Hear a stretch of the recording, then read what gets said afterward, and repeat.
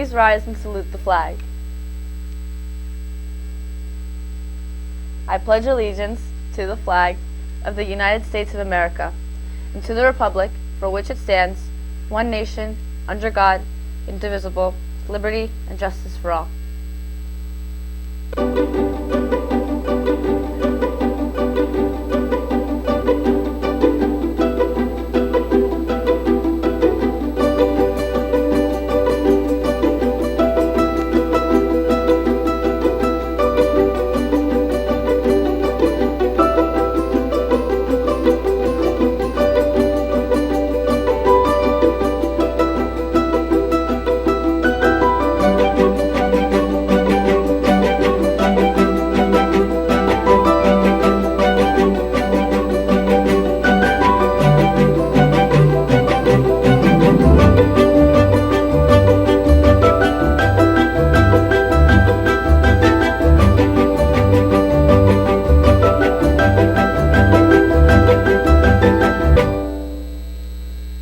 Good morning and welcome to RPtv.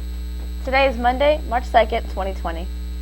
The coronavirus has moved closer to us, and right now there is a woman in New York who has contracted the illness. Soraya has that report. Regarding the coronavirus, Manhattan has reported its first case on a New York resident contracting the virus. While traveling to Iran, a woman in her late 30s contracted this deadly virus, according to New York Governor Andrew Cuomo's office. The patient has a respiratory system but is not in serious condition and has been in a controlled situation since arriving in New York, said Governor Cuomo. As of right now, there are 76 confirmed cases of coronavirus currently in the United States. This past Saturday, a Washington state man in his 50s was the first person to die from the coronavirus in the U.S. Another Washington state resident also contracted this virus and unfortunately died as well. There are 87,000 cases worldwide and 30 reported dead from the infection. There are no reported cases on the coronavirus in New Jersey, but New York is just a skip away, so make sure to wash your hands and cover your mouth when you cough. There was some concern about a patient in New Jersey having the coronavirus, but all of that has been cleared up for now. Of course, the question is, when will the virus hit New Jersey? Eli has that report. A patient in Monmouth County Hospital was suspected to have a case of the infamous and dangerous coronavirus, but luckily the test came out to be negative.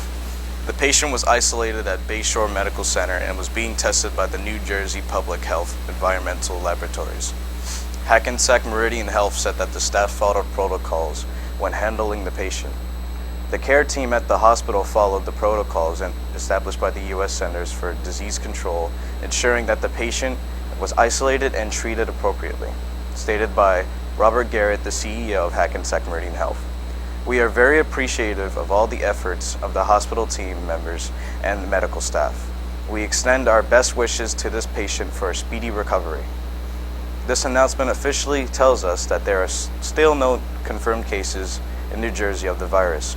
There are also no other people in New Jersey who are awaiting testing for the supposed illness.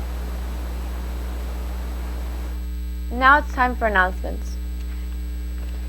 Anime Club, meeting Thursday, March 5th and Thursday, March 9th. All students welcome. Room 105 after school. Future Health Careers Club. Teens for Jeans. The FHCC, in collaboration with retailer Aeropostale, is collecting gently used jeans that will be distributed to homeless teens.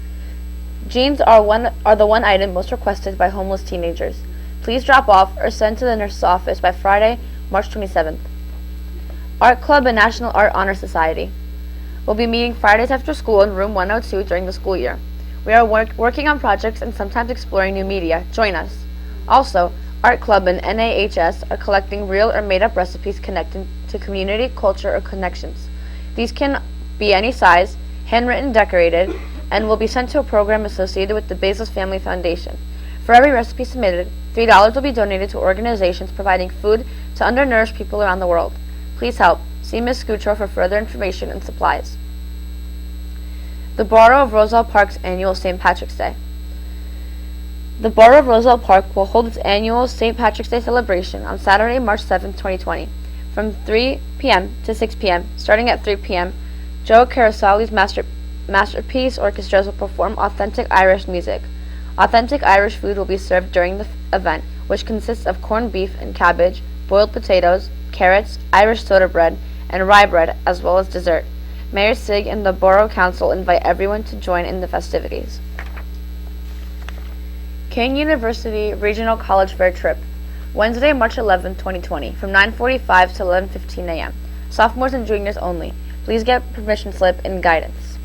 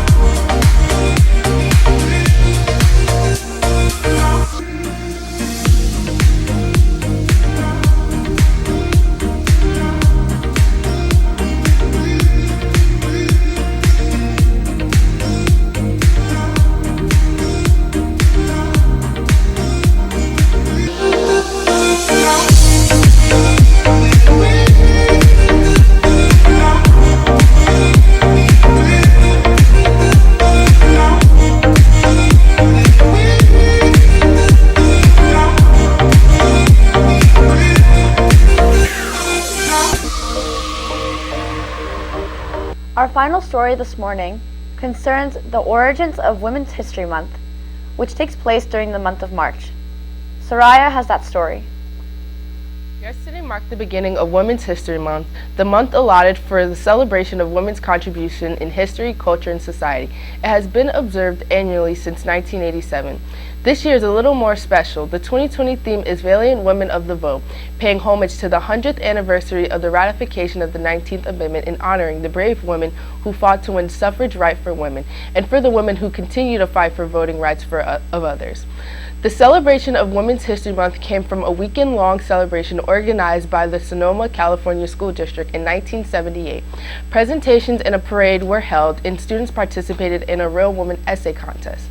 In 1980, President Jimmy Carter issued the presidential proclamation declaring the week of March 8th as National Women's History Week. 6 years later, the National Women's History Project petitioned Congress to expand the event to an entire month of March. Stay tuned, we will be right back.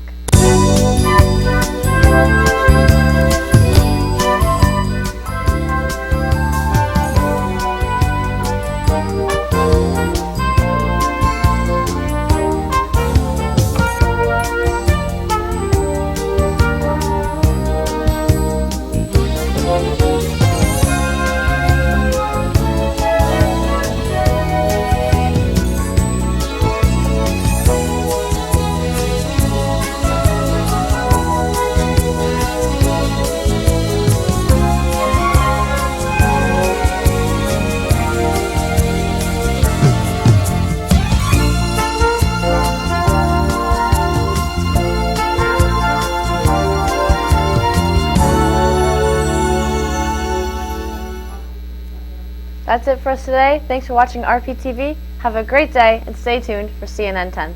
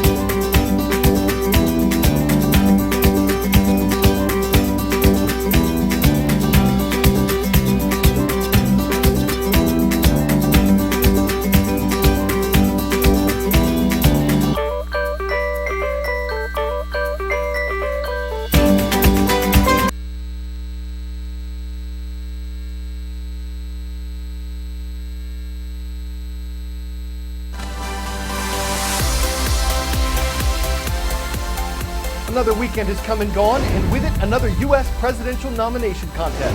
I'm Carl Azus. Thanks for watching CNN 10. Like the state of Nevada, South Carolina decided not to hold a Republican nominating contest this year.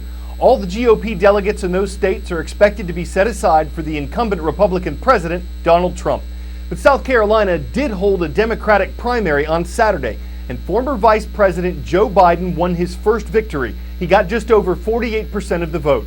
U.S. Senator Bernie Sanders from Vermont won about 20%, and they were the only two candidates awarded delegates from this state. That's really what these races are all about. Whoever wins a majority of a party's delegates in these primaries and caucuses is likely to become that party's nominee for president. After South Carolina, Senator Sanders leads overall with 56 delegates. Former Vice President Biden is in second place with 51. Former South Bend, Indiana Mayor Pete Buttigieg was in third place. U.S. Senator Elizabeth Warren from Massachusetts and U.S. Senator Amy Klobuchar from Minnesota rounded out the top five. But last night, Buttigieg became one of the two Democrats who suspended their campaigns after the South Carolina primary. This means they're no longer in the race. The other is former investment manager Tom Steyer, who did not win any delegates in South Carolina despite his third place finish there. So there are now 6 Democrats still in the race, and tomorrow's a big day in the nomination process. It's called Super Tuesday because 14 states and 1 U.S. territory are all holding contests at the same time. Most of them will be for Democrats and Republicans, and they could really help establish a Democratic frontrunner or two, while President Trump is all but certain to win for Republicans. 10-second trivia. In terms of sales, which of these U.S. retailers is biggest? Costco, Amazon, Kroger, or Walmart? Despite Amazon's growth, Walmart does more than 3 times Amazon's sales every year. In U.S. business news, it can be easy to focus on store closures going on around the country. Family Dollar, Fred's, GNC, and Sears each closed hundreds of shops last year, but Aldi, Dollar General, and Five Below opened dozens or hundreds of stores of their own. It's becoming clear that online sales and physical store sales are not always inversely proportional. America now browses with browsers, window shopping with Windows. Web watchers say more merchandise is available in cyber shops than ever before. A lot of major retailers are coming to the web in a big way. It's a story that almost doesn't need an introduction. The explosive growth of online shopping and the death of brick and mortar stores. America's vibrant consumerism of yesterday went digital. The internet's biggest draw, convenience. And so in 2019, when more than 9,300 retail stores closed, many feared that a retail apocalypse was in full swing. Some experts call it a retail apocalypse. 2019 marked one of the worst years in a decade for brick and mortar stores. Those store closures marked a nearly 60% uptick from the previous year. Concerning? Yes. But if you look a little closer, you'll see a few names that dominate the list. Payless alone accounted for about a quarter of the closures after it filed for bankruptcy. Other bankrupt retailers like Sears, Fred's, Gymboree, and Charlotte Russe also fill the list. There's a certain amount of mismanagement going on that's caused the so-called retail apocalypse, oftentimes because of a leveraged buyout, some kind of private equity situation that saddled them with a lot of debt. The important thing is that the pie is growing. Retail sales are increasing. The reality of the matter is that almost 90% of retail sales occur in a store. The problem with the retail apocalypse narrative is it assumes online shopping is bad for brick and mortar stores. As online shopping grows, in-store shrinks. In reality, the two can be complementary. While it used to be that customers' entire shopping experience happened in store, today it's more of a hybrid, in-store and online. For example, roughly 2/3 of consumers say they've researched a product online before shopping for it in store. The flip side is also true. These are online retailers. When they open a physical store, the online sales also increase. So the physical store acts as marketing for the website. Consumers are also taking advantage of other hybrid options, like ordering online and then picking up in store. When given the option, more than 70% of consumers say they've tried in-store pickup.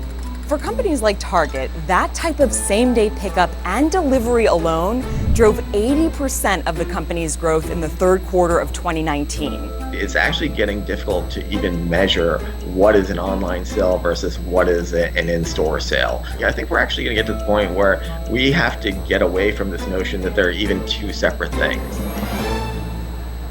It's not just the Targets and Walmarts of retail that are taking advantage of brick-and-mortar stores.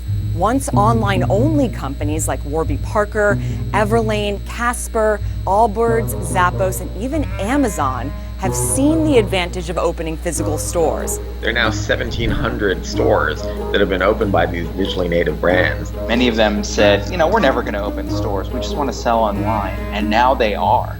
They're opening stores because it's the cheapest and easiest way for them to acquire new customers and increase their market share.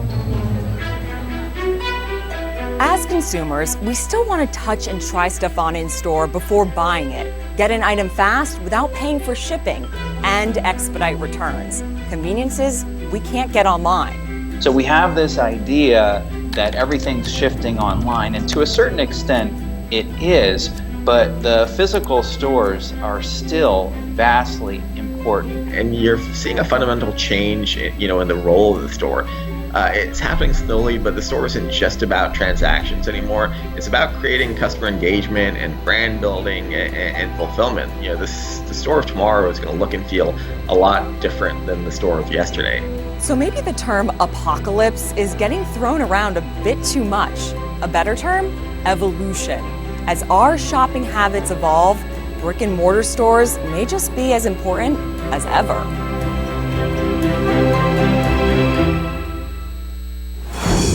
Vertical farming, growing crops indoors, often without soil, is not a new way to cultivate food. It's been around since the early 1900s, though its popularity is growing. Get it? Critics have a number of concerns about its high cost of setting up, its dependence on technology and electricity, and there's debate over whether it can be called organic.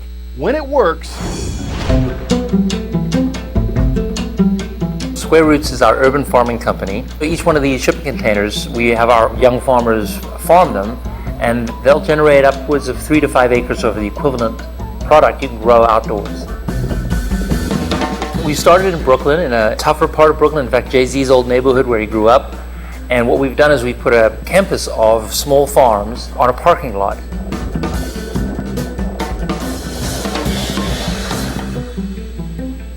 We use 10 times less water, and we're able to give the plants exactly the nutrients they need. We're also located right by the grocery stores, and so there's virtually no transportation costs.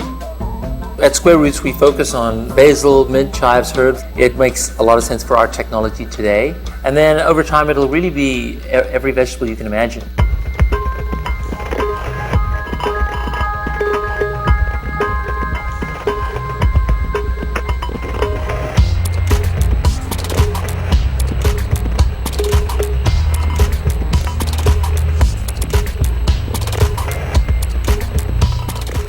It's important for us to design something that could work on Mars, with that in the back of our mind. But our primary goal is real food to cities across America to start, and then eventually the world, and then eventually other worlds.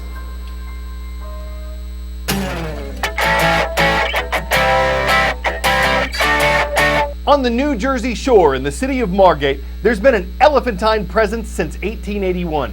First, what's known as Lucy the Elephant was a restaurant and hotel. Then it became a vacation home and eventually a National Historic Landmark. Now, as a way to raise awareness and money for Lucy's preservation, it'll be available once again as a hotel, an Airbnb rental for 3 nights only. The price, $138 a night in honor of Lucy's age. It opens the Margate to history buffs who will be very Victoria interested in Lucy's elephantastic pedigree. They'll be up to the tusk of telling her tale to anyone who will lend an ear when they trumpet their account of a really good trunk show. I'm Carl Azus, and though I don't personally choose the schools we mention on CNN 10, I love shouting out places like the Memphis Academy of Science and Engineering. It's in Memphis, Tennessee, and folks there subscribed and left a comment on the most recent show on our YouTube channel.